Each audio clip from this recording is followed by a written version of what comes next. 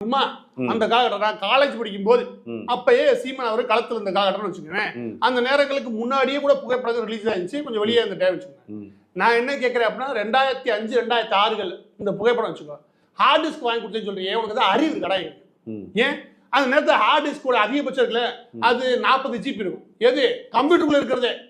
External hard டிஸ்க்லாம் அவன் வச்சுக்கிற பழக்கம் இல்லையா, அதெல்லாம் கிடையவே கிடையாது. பென்ட்ரைவ் கிடையாது. அப்ப சிடி தான் இருக்கும், டிவிடியே கிடையாது. அப்ப இவன் என்ன ஹார்ட் டிஸ்க் எதுக்கு? ஒரு புகைப்படத்தை எடிட் பண்றதுக்கு ஹார்ட் டிஸ்க் எதுக்கு நான் கேட்கிறேன்.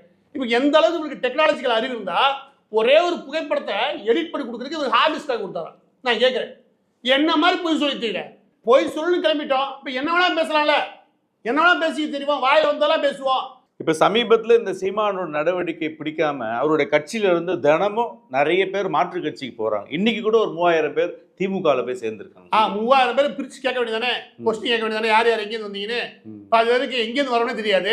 இவங்களுக்கு ஒரு மாய உலகம் தேவை. ஒரு படம் அவதூறு பரப்பியாச்சா. இன்னொன்னு ஈவே ராமசாமி இப்படி பெருசுனால சீமான் கட்சியில இருந்து இவ்வளவு வெளியே வந்துட்டாங்க. அவ்வளோ ஒரு மாய தோட்டத்தை உருவாக்குவான். இந்த பொழப்பெல்லாம் செய்யறாங்க, நல்லா அடி வாங்குறாங்க, வலிக்காத மாதிரியே காமிச்சுக்கணும் இல்லையா.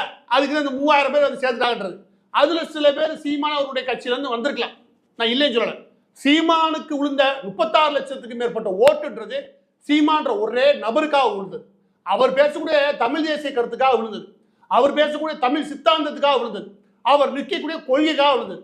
வேற எவனுக்கு இங்க மரியாதையே கிடையாது. நான் சொல்றேன், அந்த ஓட்டுன்றது முழுக்க முழுக்க சீமான் களத்துல மக்கள்கிட்ட பேசி கடந்த 20 வருஷத்துக்கு மேல தமிழ் தேசியத்தை பேசி அதனால் உருவான உணர்வு ஓட்டத்தை தவிர இந்தந்த நபர்களால் அந்த பகுதியில் சேகரிக்கப்பட்ட ஓட்டு கிடையாது.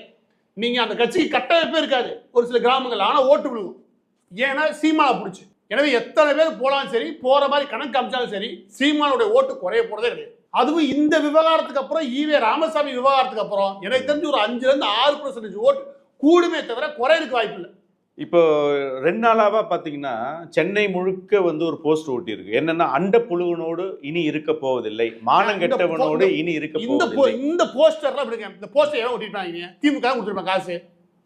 உங்களுக்கு ஏதோ 4 போஸ்ட் ஓட்ட சொல்லுவா. உங்க வீட்டுல இருக்கக்கூடிய உன்னோட தொழில் செஞ்ச நான் உன்னை வீட்டுல வெளியே போறேன் அப்படின்னு போஸ்ட் ஓட்ட சொல்லுவா. குளத்தூர் மணியோட நேற்று வரைக்கும் இருந்தேன், இனிமே நான் இருக்க மாட்டேன் அப்படின்னு ஒரு போஸ்ட் ஓட்டவா. இதெல்லாம் ஒரு ஆதாரமா? இதான் சொல்லல. திமுக காரனுக்கு அவதூறு பரப்பு முடிவு பண்ணிட்டான். அதுக்கு என்னென்ன வழியை